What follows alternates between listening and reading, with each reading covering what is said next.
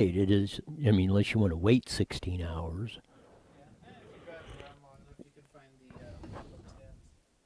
Yeah, you're still spending. Life should not be that hard.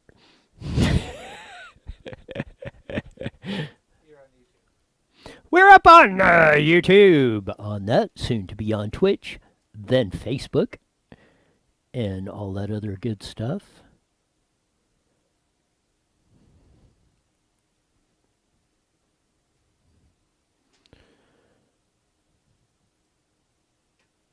There we go. As we're cooking along here, cooking on gas.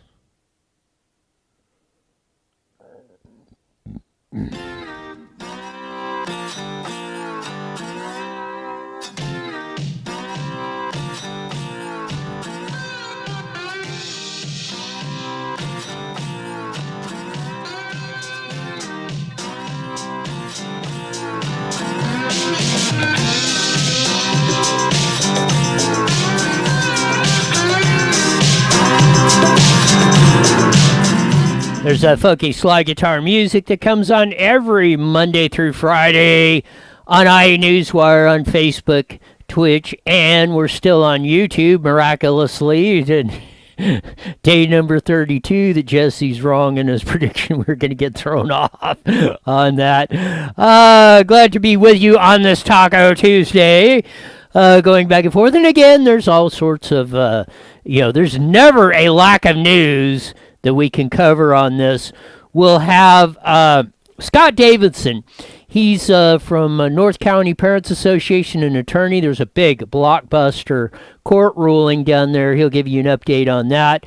After the bottom of the hour, Richard Ryder will be on to talk about the gas tax and where all your money's going, and our road to $5 a gallon of gas, not only in California, but nationwide. Stay tuned. We will bring you all the grisly details. But first things first, the big breaking story in the IE was a explosion at a house in Ontario where there was fireworks. Must have been packed to the gills on that. 2 people wound up dying. Here's the first shot we're going to give you. This looks like the explosion as it first starts giving number 4. Here we go. So you're seeing it. There you go. You're seeing it come up and the nuclear cloud that looks like it's going up in that as you're hearing and seeing the zingers coming up out of the house. But that's the first shot out of the deal as the first explosion starts in this neighborhood. I think the area is still locked down, probably will be for the rest of the day and evening. About a block area has been evacuated while they do that and make sure everything is safe and secure on this whole deal. But that's the first video we are going to show you on that. This is the second one coming up. We're going to have it. This is the aftermath of the explosion. I mean, it leveled that place. I mean, there's nothing left as you're seeing it anywhere around it. I mean, the house is gone. I think there was burns to people in houses next to it, around it, injuries across there. There you see the devastation of that particular place, home in Ontario, where it appears there was stored massive fireworks in that, and a humongous explosion that goes on. What? Oh, you can still hear the video going. Oh, that's what. No, you can't. Of that. Well, we had to keep those sound effects going across the board. No, that was a devastating deal. All those fireworks you hear all the time going off on da-da-da-da, well, they got to get them and store them and distribute them somewhere, although I would imagine this was probably an illegal place, but we'll find that out, allegedly, as they should say. illegal storage, but you never know what your neighbors are doing, or we'll find out if people knew and didn't say anything or what. But this is why you don't store fireworks in the middle of a residential neighborhood. When it goes wrong, it goes really wrong, and it did there in Ontario today. Another one that did, and I don't know if this is in the Inland Empire, but it was posted by Adam Verona on the aforementioned Facebook. Flip up number 4, please. The proper way to pump gas anywhere in the IE at 3 a.m. If you look real closely in the gentleman's left hand, it looks like he has a pistol pointing down at his shoes on that while he is pumping gas in his car of that. I would imagine, Jesse, look at them. Are them very expensive? Those look like they're probably very expensive shoes. What do those usually run? 100, 200, 300 bucks a pair? Probably about 120 on them pair. Well, I wonder if that's what he was afraid of, that somebody was going to steal his shoes. Because, I mean, he's pointing the pistole down at his shoes while he's pumping gas, or what was actually going on at this particular situation. But it's kind of funny, but kind of sad that we've come to that point that when you're pumping gas at the gas station, you feel compelled to be carrying what looks to be a 9mm or a 45, open, ready. I mean, we don't know if it was loaded, but it appears that he is ready. I mean, his fingers ready to grab the trigger. He's got it. It's not on the trigger. Yes, it's not on the trigger, but he's he's ready. He's ready to. I mean, with less than half a second, he could be on target with the stance he's at. But I thought that was kind of. 3 a.m. No wonder. 3. Well, hey.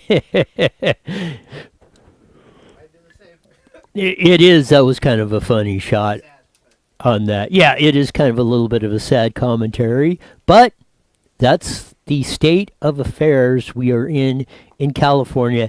As we segue into this, Governor Gavin Newsom was on the 5 or one of the national shows, and he was belly aching about on and on about the recall and all this. And just so you know, this is going to be the rhetoric going forward. Here's Gavin Newsom at a press conference today saying basically the same thing. Here we go. We're anticipating that they've got the signatures. And I just think it's important people know who they are. I mean, the chief proponent of this recall effort, the chief proponent, believes that we should microchip immigrants. That's the chief proponent, of this recall effort. You look at the original sponsors of it. Is Orrin Haiti a retired CHP officer that Gavin Newsom is referring to? Here we go.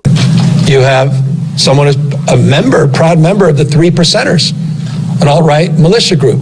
Others that are devout conspiracy theorists that believe in QAnon. Another that literally supports the insurrection, supported on January 6th. That's the group. This is the 6th effort to recall. I've been here 25 months. 25 months. I know it feels like, honestly, it even surprises me saying that, because it's been a little over 2 years. This is the 6th attempt.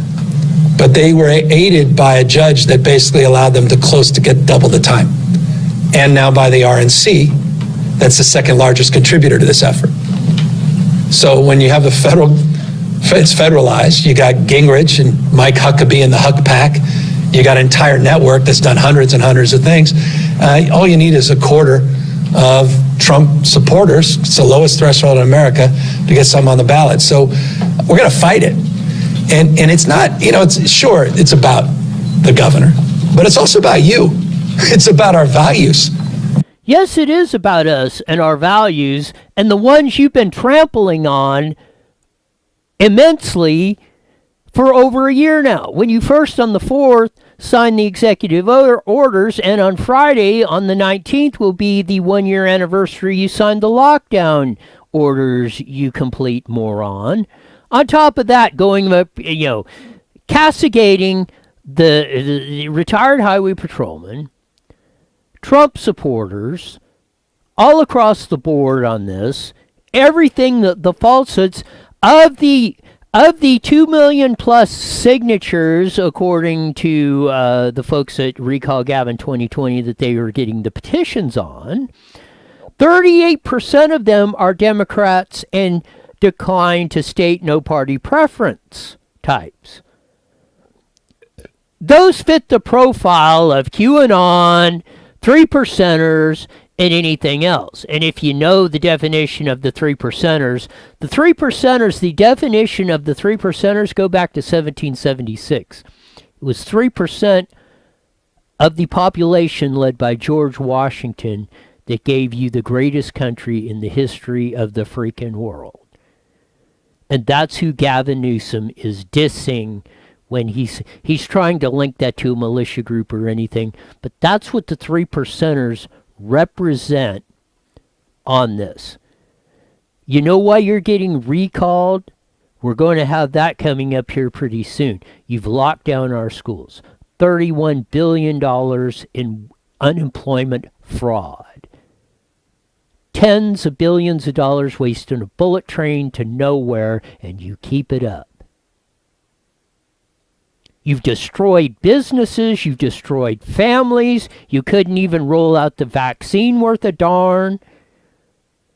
That is why your butt is going to be on the recall ballot. And it is about our values. And it is about our future. And we ain't going to tolerate you flushing it down the freaking toilet.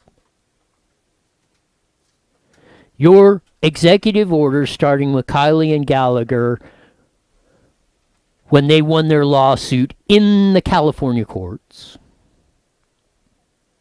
Another very key case has just been adjudicated. Hey Scott, this is Jesse from Roy Studio. How How you doing today? We're turning this ship around because we have to. Because Yeah, I can hear you good. our representatives Just try not to talk. have failed us. Alright, I'll patch you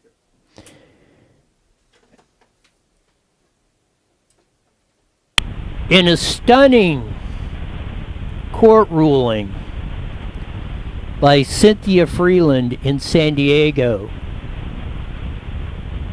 she put a temporary restraining order on Gavin Newsom's unconscionable keeping the kids out of school.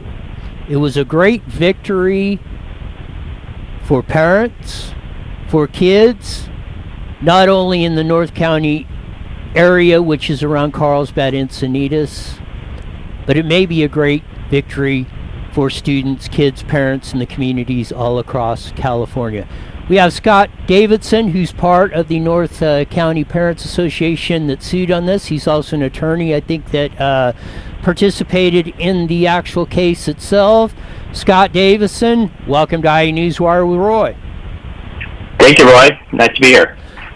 Give us a little thumbnail sketch of what happened with the court ruling in San Diego yesterday.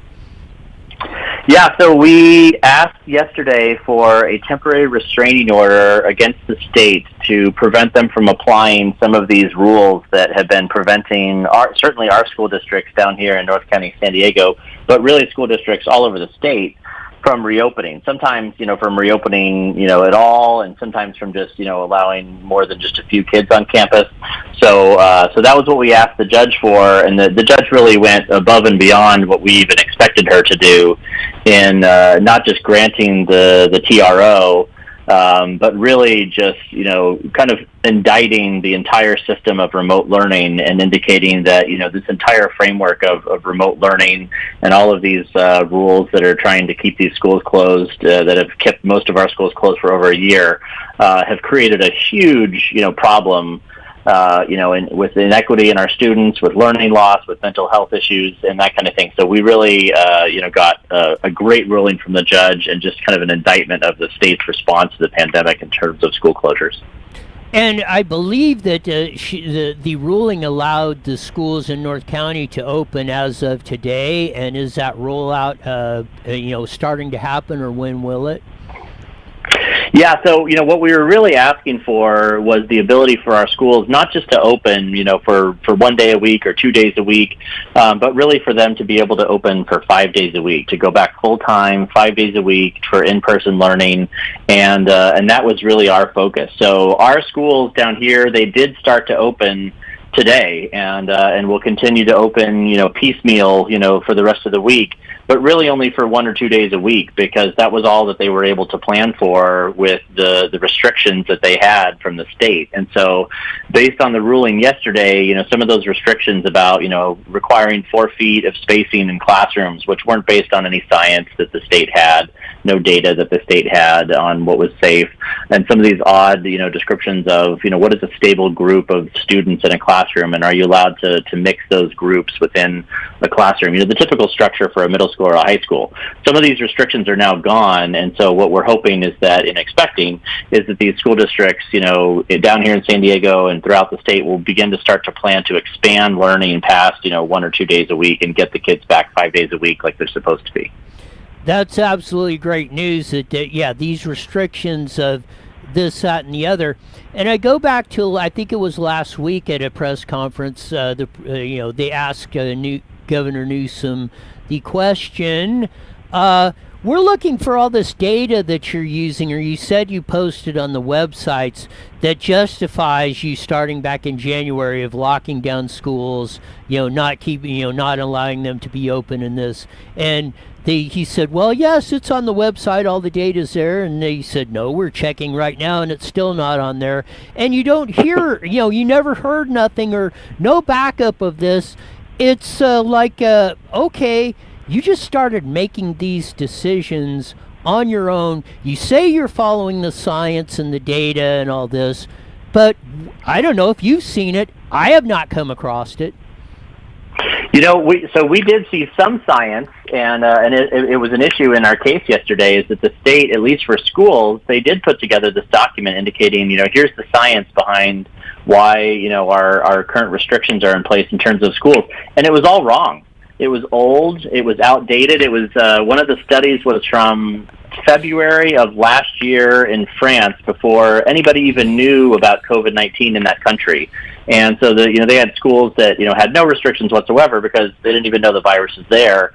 And then they used that to justify that's why we can't have high schools go back, because this one high school had an outbreak when nobody was social distancing, nobody was symptom screening, nobody was doing even the basic provision. So they were using bad old science, using studies that were inapplicable to schools, or studies that were inapplicable to the grade restrictions that they were putting on. And they even somewhat misrepresented some of the newer cases on schools that we actually had the author of one of the CDC studies testify on our behalf with the declaration indicating that the state had misinterpreted the study, and that the study made it very clear that all grades and all students in all schools can go back safely, regardless of the case rates in the community, and that there's no reason that you have to discriminate and say that only middle school and high schools stay home because they're too dangerous and they spread the virus too much, and that just wasn't what her study said, but the state misinterpreted it. I am totally shocked that the state of California Governor Gavin Newsom would use old data, misrepresent it, and even be corrected by the feds coming in. I mean, I say that tongue in cheek, but no wonder they did not want to release the information or the basis they were making for these school lockdowns and a lot of other things, because from the exact point that it finally comes out in court, where you got to put your hand on the oath and say, here it is, then you can't run and hide, else you know what, you might find your rear end in jail. Yeah, I mean, you're right. Like, throughout this lockdown, we've been asking for the data, we've been asking for the science, we've been asking for the formulas as to how we come up with these case rates and how they determine that it's only safe to open certain things when the case rates are at certain levels, and we've never really gotten a valid answer. And throughout this pandemic, you've also seen that in other states, they do things a different way. They don't put in all these restrictions, certainly not on schools. And they've shown that schools were safe. So at the very least, we knew just anecdotally that you could have schools open in, anywhere you wanted and anywhere in the country, and you weren't seeing schools close down and massive outbreaks. And so without even needing studies, we've seen since September that schools could have been open and should have been open. And that was another key ruling that the judge made yesterday, is that the state tried to say that the preferred model of learning in the state should be remote learning. And they used a circular argument that because their restrictions forced all of the schools into remote learning, that therefore that was the default mode of learning. And so the state, the judge pushed back hard on them and said the legislature passed a bill last summer that said all school districts shall offer in-person instruction and may offer distance learning, and that the preferred method in the state of California for education is in-person learning, and that the state has got this backwards. These school districts have this backwards. They should be bringing in as many students as they can to class as much as possible and as quickly as possible, and that's what the judge, ordered the state to stop enforcing rules that keep kids at home, and is ordering these school districts down here in North County, San Diego, to come up with a plan to get kids back as quickly as possible in as great a number as possible. Judge Freeland, and I'm quoting, she said, of the January 2021 framework, and I quote her, is selective in its applicability, vague in its terms, and arbitrary in its prescriptions. I think that's exactly what you just explained. Yeah, and as an attorney, with a little bit of a constitutional background, anybody, who has a little bit of a constitutional background, you love to hear that language. You love to hear the judges just, go right down the line and indicate how vague and ambiguous these rules are, and how they create inequity by preferring, certain groups of people over others. And that is, the definition of what the Constitution is there for, is to protect the state from discriminating against certain groups of people for arbitrary reasons. And so, we've been screaming since last September that school closures were discriminating against our children, were causing incredible harms to our children through, academic loss, through mental health issues, through just the lack of socialization and the ability to, be a normal adolescent at school, and that it was creating all this inequity throughout the state. And we've been, demanding that these school districts reopen, the state come up with rules to get them back. And to finally, 7 months later, have a judge just, validate all of our arguments and all of our positions on that was a great win for us.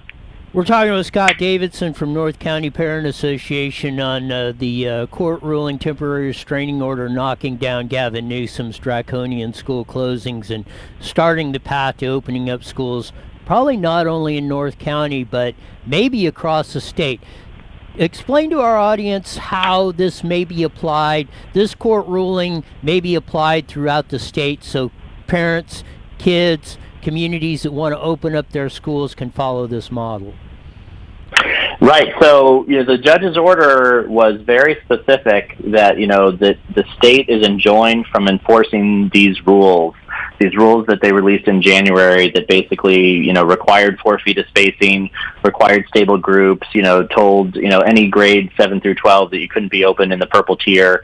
And so the judge was very specific in her relief and ordering that those rules be prohibited from being enforced by the state. And there was no restriction in terms of the jurisdiction as to whether or not that was, just for the County of San Diego or just for the school districts involved in this lawsuit. It was a very, broad and simple order that said the state cannot enforce these rules. And so those are statewide rules. Those are enforced all throughout the state. So we don't see any reason that order doesn't apply to any school district throughout the state and to any effort by the state to enforce those rules on any school district. So we really do feel that this is a great, opportunity for all of these school districts who have been, we've seen a lot of these school districts all throughout California applying for waivers, desperately trying to get options to get their kids back on campus, and having them, arbitrarily denied and things like that. And so we really think that this is a good opportunity for all of these school districts throughout the state to start expanding their learning models and bringing kids back to campus, because without the constraints of, 4 feet of spacing and these kind of stable group requirements, there really should be no reason that any school district throughout the state of California cannot return their students to 5 days a week, full-time in-person learning. If you're going to work on your car, you need tools in your toolbox. I think Judge Cynthia Freeland, North County Parents Association, have given you, the parents, kids, communities, the tools in your toolbox to start busting down these draconian school closings. Along with that, we have a couple minutes left, and I think did they get into the actual damage that they were doing to kids, by having the schools closed versus what might maybe a benefit, if any, which didn't seem to be, of the ideas they were come to? Did that come up in any of the court proceedings in this case?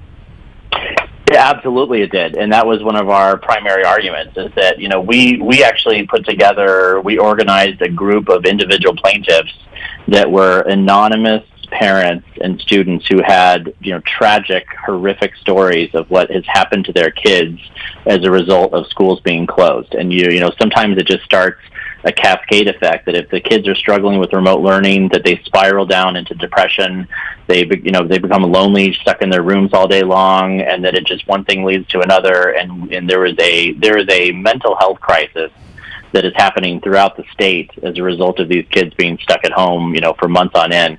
And so we absolutely, put that together as part of our primary, filing in our complaint, is to show the harm that's been visited upon our children, just, because we think that schools are super spreaders, and that, schools are the source of transmission, without really having any evidence of it.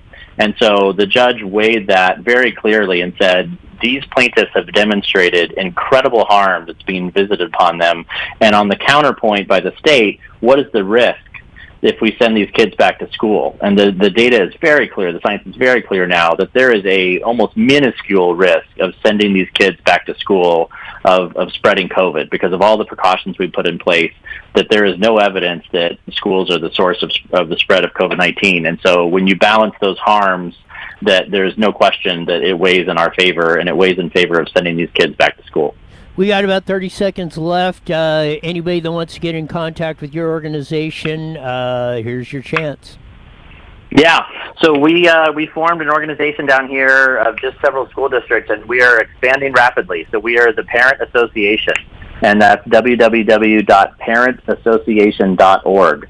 And so, come join us. And if you want to form your own chapter in your own school district, send us an email, join us on the website, become a member. And we're going to form chapters throughout the state to really help get our kids back in school, first of all. But then, really what we've seen is that it's time to reform our public schools and make them student-focused, and use them for what they were created to do, which is educate students, not employ administrators and teachers and keep them in, cushy padded jobs. So we need to refocus the priority on our schools as being educating students. Scott Davidson, thanks for being on. We'll do it again soon. Thank you, Roy. Yeah, Scott Davidson from North County Parents Association. And again, they've given you the tools, parents, kids, communities, to go out there and get your schools open, not for a day, a week, not for a couple minutes, but for 5 days a week, as they should be, so we can get back to the way it was 2020. 1 minute. And there is nothing more imperative, I think, than getting our kids back to school. And man, this is a blockbuster case. Not only is it great for the kids, but it exposed that lying sack of blank Gavin Newsom and everything that he has been saying has been misinformation. When when you have to say in court and you have to swear on under oath, 30 seconds. You can't BS it, or you might go to jail. It's called perjury. So when the light was shined on the cockroaches from Sacramento, they had to give it up. They were using old, misinterpreting, misleading information to try and keep your schools. Here we go, 10 seconds. .com. OEM Supply King, we got it! IE Newswire Daily is on the air. The The following is a paid program. Views and claims expressed are those of the program producer and are not endorsed by this station. Opinions expressed are not necessarily those of radio station KMET, its management, employees, or affiliates. Oh, there it is, I think. I don't know, it's blocking my... The intro's not coming on for some reason. Oh, I clicked on the... There it goes. Oh, let's see if we can get it right. Now we should get it. No, it keeps... There's the new intro coming in on that as we come in here. I don't know, that the whole intro thing, the whole deal, it kept putting in the wrong deal of doing that. But here we are as we come on every Monday through Friday at 5:30 on IE Newswire on the Mighty Bet 1490. Broadcasting all over the Inland Empire on that aforementioned AM band, joining our vast audience on IE Newswire, on Facebook, Twitch, and much to the chagrin, we're still on YouTube. Jesse thinks we're going to get kicked off again. He's probably going to be right, too, of that. Shout out to Sean. I don't know why I was doing something. We didn't get the intro worked out, so Sean's probably going, yeah, what's going on? But we'll get it all together on that. We just had... Scott Davidson from North County Parents Association, big win in San Diego.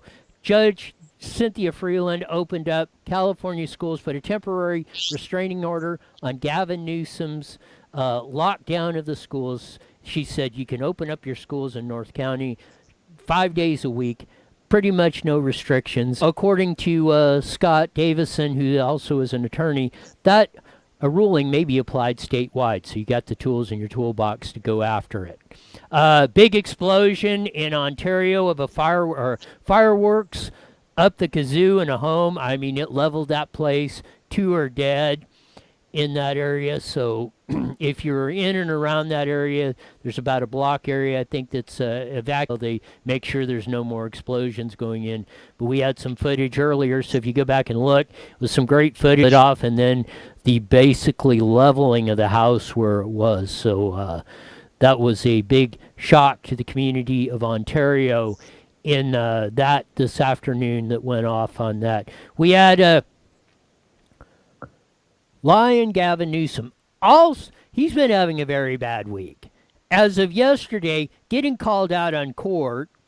The reporters asked him last week, well, where's all this information you're using to lock down schools and everything else? You're saying you're transparent, you put it on the website, yada, yada, yada.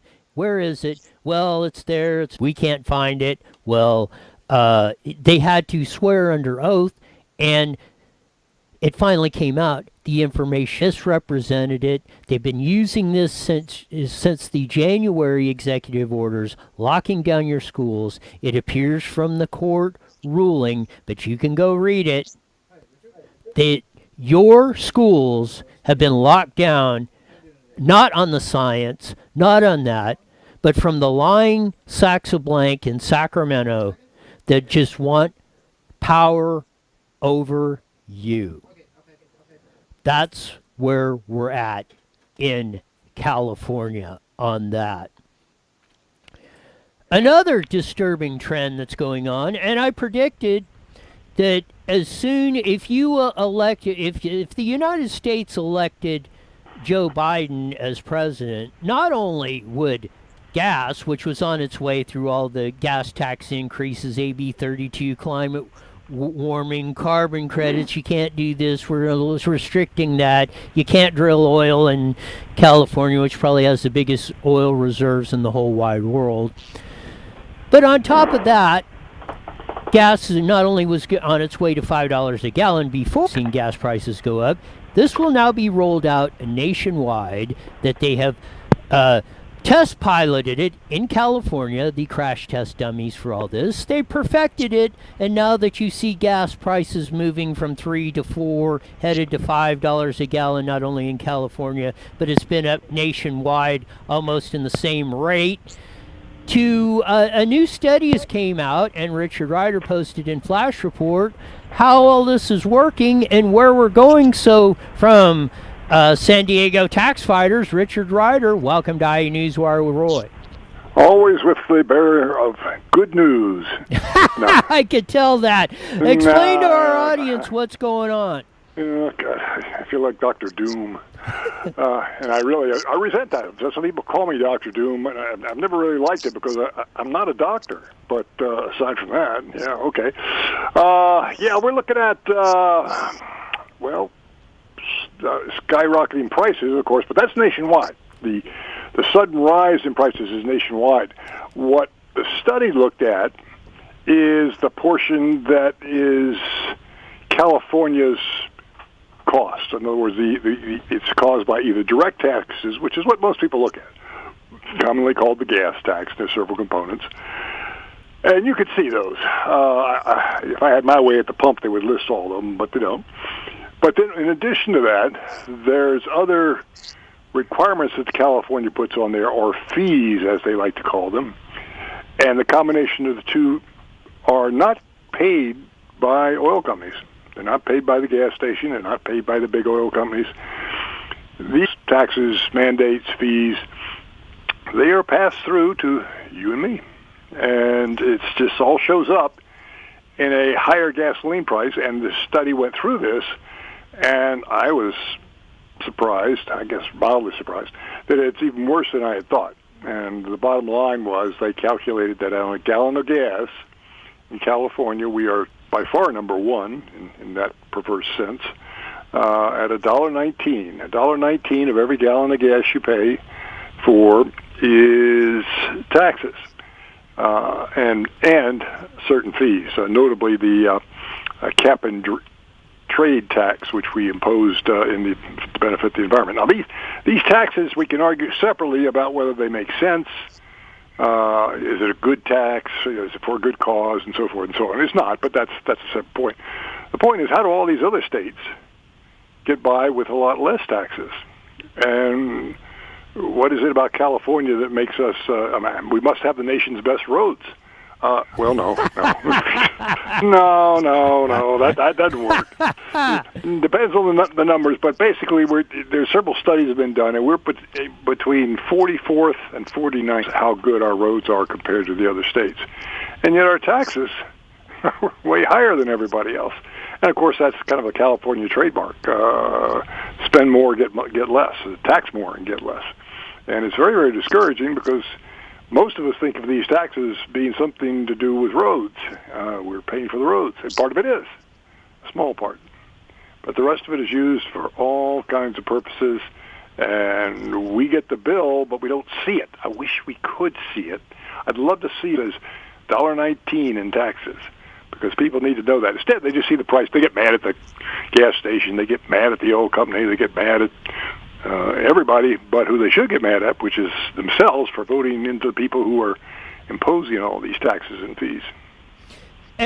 Because to pump it out of the ground, refine it, transport it to you is a fixed cost. And as you see with this study, the price of, the government now is probably getting close to almost half of the price of a gallon of gas. The refiner, the person that pumps it out, that drills the oil, pumps it out of the ground, transports the oil to the refinery that refines it into gasoline, and then the transport driver, and then the service station that finally gets you. All of these combined are now getting close to only getting half of the price of a gallon of gas. The government is the one that's getting that, and the ones that are basically, whether directly or through osmosis through policy, are raising the price of a gallon. And any politician in Sacramento will tell you it's not enough. We need more. You're not paying your fair share. And so as a consequence, there have been proposals to further increase the gas tax, and we already have an automatic accelerator built into one of the taxes, the main gas tax that we pay. Every year they increase it for cost of living. Well, you're already paying all these other taxes that go up, and then they pile a tax on top of that, basically with that. And we kind of take it every July. We get a little tax increase, and unfortunately, you don't see it at the pump. You may see a story on it buried someplace. It says, okay, you're paying another 3 cents or 4 cents a gallon for gas, thanks to to the geniuses in Sacramento, and it's so discouraging. It really is discouraging. But of course, I look at it as a interesting problem. I've long known that politicians don't understand economics. That's so this is very difficult. They really don't, and it's pretty widespread. I shouldn't say just politicians, but you expect the guys and women who are passing laws that have an above average comprehension of financial matters, because after all, they're dealing with billions and billions and billions of our dollars. No. They got the same level of understanding as your person down on Market Street. So it's just not, it's very discouraging, but there's also a deeper, and I don't like conspiracy. I don't think it's a conspiracy, but they have a tendency to favor taxes and things that drive up the price of oil, of gasoline, because they hate gasoline. They don't want people to have gas-driven cars. They've already made it clear they're planning to ban them over a period of time. And in a politician's mind, anything that makes it more expensive is good. That them are the ones who actually pay for it. They think this is a great way to encourage people to. They like to tax things out of existence. If you want less of something, tax it. And we see this over and over and over in various tax policies. So there may be a deeper meaning to this, that they have a proclivity for taxes. They like that.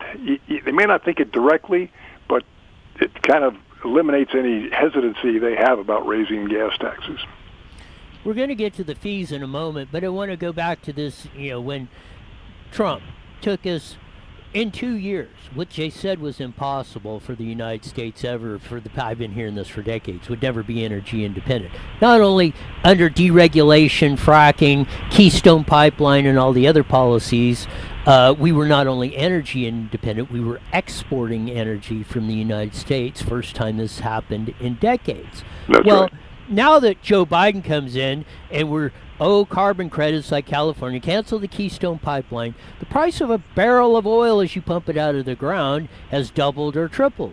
That's another way government policy is raising the cost of a gallon of gasoline, where if you let the free market work, we would probably be paying $1 less a gallon right now, just because of the price of a barrel of oil would be down around $20 or $30 instead of $60 or $70. That is correct, and that's again an example of where they're quite happy that the price of production goes up. They don't profit from it directly. They actually do profit from it in certain ways, but that even though it's a regulation or a prohibition that causes the price to go up, they want the price to go up. They want to control us through confiscatory policies, either directly by collecting taxes or indirectly by stifling competition, which is particularly true in California. Again, the thing that's interesting, I hear people a lot of times saying, well, it's the evil oil companies that are doing it. Well, if it's the evil oil companies, how come it's only the California evil oil companies? How come the rest of the nation has much lower prices and far lower taxes than we do in California? And so they really, unless you're going to make the case that something makes California business people more greedy than the other 49 states, and there are actually people who think that way, yes, without actually saying it. But when you present them with that, they really can't justify it. And I must say, I'm pleased with the study that came out. They did not use that as one of the excuses that it was, one of these things where they say, "Oh, we're going to investigate the oil companies again." No, this time they at least admitted that other things are driving the price up, and it's not evil oil companies, because that just doesn't make any sense when you look at every other state. Every other state has evil oil people in it, if you want to think of them as evil. Yes. And they have a lot lower prices and better roads, by the way. Yeah, and that's what it is on this whole stuff. Other than that, and it is, and I this whole fee structure thing just gets under my craw. That they unjustifiably sneak all these little things in there, and pretty soon, a nickel here, a dime here, 25 cents here, and it adds up to real money. That is correct. No one tax drives people out of California. No one policy, with a few exceptions, causes people to leave a state. But when you pile one on top of the other, on top of the other, and of course it all was reflected in the California cost of living, and the out-migration is mushrooming. Sure, people are coming to California, but a lot more are leaving every year. And our population, and this as of mid 2020, the population of California in that year, 12-month period of time, we actually dropped for the first time since recorded history of population in California. We actually are now losing people. Now, some people may say that's a good idea, but it tells you that there is a point at which the policies that a government imposes are so onerous that you drive more and more people and businesses out of the state. And this is just one of many, many policies that we pay for. One of the things about this higher gas prices, by the way, a lot of it think of it, well, gas, you don't drive much, but you pay for it in many, many other ways. Everything we have in California that's tangible is transported by something that's run by fossil fuels. And so that's all cranked into the price of the end product that we buy, and or service, as the case may be. And so, unfortunately, this is a pass-through cost that, once again, we don't see the origin. We don't understand the fact that higher gas prices hit us every day in every way. I'm saying if this was a free market, and we were back in the 60s when Pat Brown built the finest, probably, highway interstate system in the world in California, mostly, and through Reagan, and did it on the gas tax only. The gas tax went directly to building roads, nothing else, pretty much, or that was my understanding of it, and we did that, and everything worked fine. Yeah, I would say gas would be like $1.25 a gallon right now. That's well, yeah, I'd say a little higher than that. I guess around with the current price increase outside of the state, I'd say we'd probably be looking about $2.25, $2.50. Where instead we're going to be looking at $4.50, $5 a gallon. There was one note. I saw one note that one gas station had raised its prices 24 times in the last 25 days. I mean, it's just you turn around and have to jack the price up again because what's coming into their tanks is costing more, and therefore what the consumer pays is costing more. And everybody's kind of aware of that, but they just kind of shrug their shoulders instead of understanding that who we vote for establishes these policies. Yes, I mean, you're seeing it. I mean, and like I said, I've said many times, and I've said, I've appealed to the other 49 states. I've, kind of a little bit switching gears on the topic, but I said we should nationalize this recall election of Gavin Newsom, because I said if you don't think the cancer of California won't spread, hasn't been for decades, and will continue to, you're feeling it now, because even though they're behind us, they've been experiencing practically every state this 40, 50, 60, 70, and climbing. Like you say, it looks like a ticker tape at the gas station, price per gallon thing going out there. If you don't stop it here, it's gonna bury you. You guys might have been laughing at us the past couple of years on this whole gas thing, but if you don't stop it and get it, you're about to experience this full-on tilt across the 49 states. It's true. We are a leader in too many ways in California, and oftentimes what happens in California doesn't stay in California. It becomes nationwide, and these are policies we don't need to spread. I think the biggest complaint about the California outmigration is the complaints of the people in other states saying, don't send us Californians. No, we don't need any Californians. They don't know how to vote. And the states they migrate to that are most appealing are generally more Republican-leaning states, almost always. And they don't want liberal Democrats pouring out of California into Idaho and Texas and all the other states, which have far more sensible policies than California. Leave your politics in California when you drive across the state line. Yeah, if they don't stop it if we don't stop it here and we don't marshal every forces, because Gavin Newsom's pulling, he formed a new committee. He's pulling out all stops. He knows he pretty much knows it's game on now of that, and you're going to see all the forces. I see old Liz Warren was riding on her broom saying, "Oh, it's all these, like you say, rich is straight white males and all this sort of stuff," or whatever the rhetoric is. We're in for a battle on this one coming up. Richard Ryder, tell them where they can look you up, get your great columns and insights. Got about a minute left. Two ways. One is simply Facebook, Richard Ryder. You just Google it, you'll find it real easy. I'm Richard Ryder Facebook.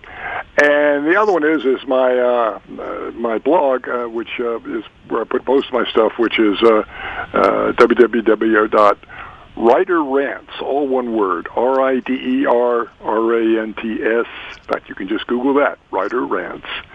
But the rest of it is .blogspot.com. RiderRants.blogspot.com.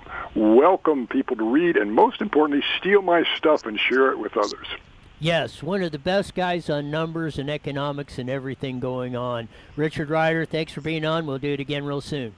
Always a pleasure.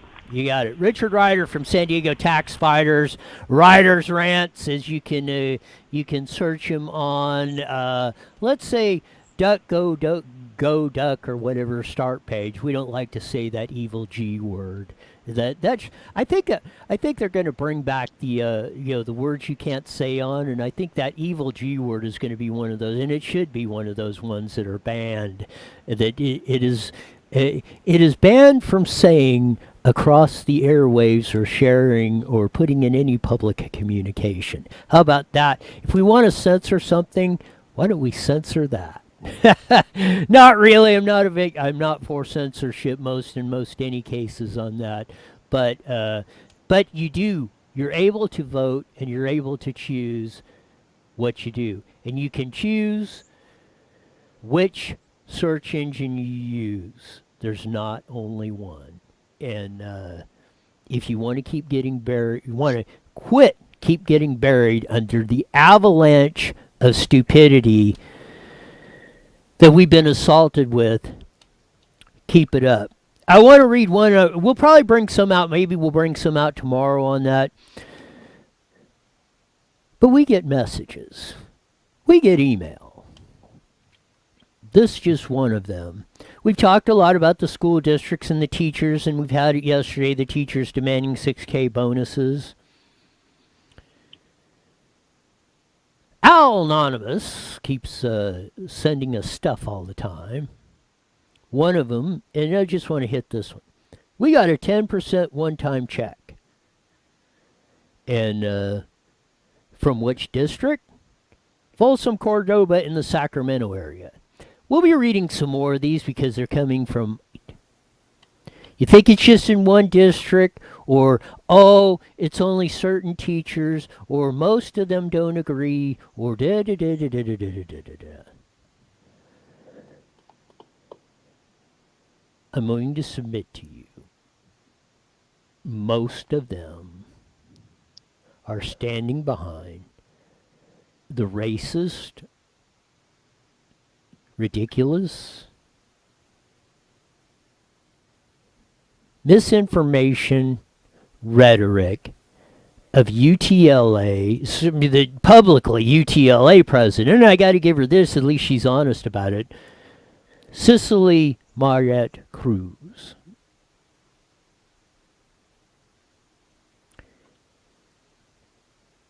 There is hope, as you heard Scott Davidson, attorney, representative, North County Parent Association, who sued Gavin Newsom on their lockdown orders, got Judge Cynthia Freeland to issue a temporary restraining order, allowing them to open schools 5 days a week. When it got in court, and Gavin Newsom, the mortician, and all the health officials and school officials were asked, where is your evidence? Where is your science behind you ordering schools closed?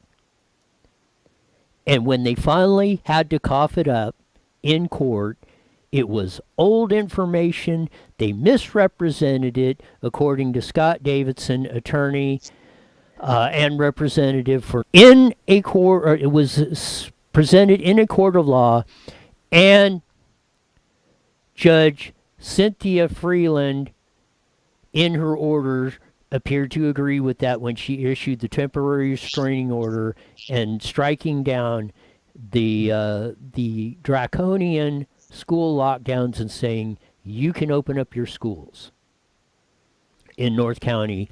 And maybe now we have the tools in the toolbox to benefit kids, parents, communities, knocking down another one of Gavin Newsom's. And maybe this is the impetus to get us out of Gavin's gulag on the upward and onward with the recall, and let's take back our state, let's take back our country, because there is no other way. George Washington from 1776. Till tomorrow. See ya!